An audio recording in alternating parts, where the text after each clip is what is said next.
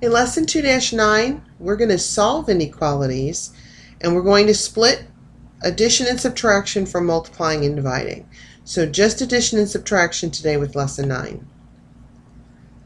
The neat thing is, when we're solving an inequality, we're going to solve it just the same way that we did for an equation. We will add or subtract using the inverse operation on each side of the inequality. And we have both addition and subtraction properties of inequality that say if we add the same thing to either side of the inequality will stay true. So here's an example.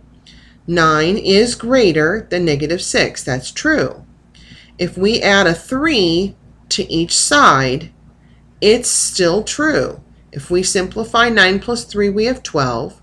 If we simplify -6 plus 3, we get -3, and 12 is larger than -3, so our statement is still true. The same is true with subtraction. If we subtract a 3 from each side, 9 minus 3 is 6, -6 minus 3 is -9, and 6 is greater than -9. Our statement is still true. That is why when we solve an inequality, we do it the same way we do with equations. The only difference is that with an equation, all we had to write at the end was a solution statement.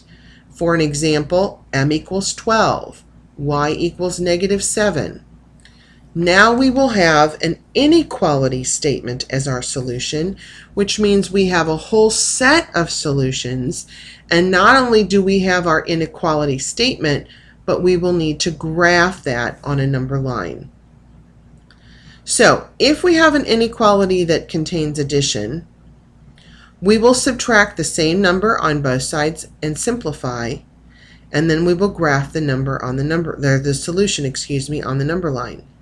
If we have an inequality that contains subtraction, we will add that number to both sides, simplify it, and graph the solution. So here's an example of a word problem.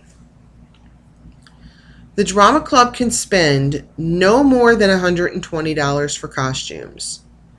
They already spent $75. How much more can they spend? So, again, sometimes it helps to write some things in words. The money that the club can spend can be no more than $120. So they can spend $120. That's why we have the equal part here. But they cannot spend more than. So this has to be less than $120 or possibly equal to $120. If we let M represent the money we can still spend, oh, forgot my D, then we have 75, that's how much we've spent already, plus the money we can still spend has to be less than or equal to $120. And we would solve this by subtracting 75 from each side, coming up with a solution, and then usually they want you to graph that solution. You'll watch your directions for whether or not they want you to graph your solution. All right, good luck.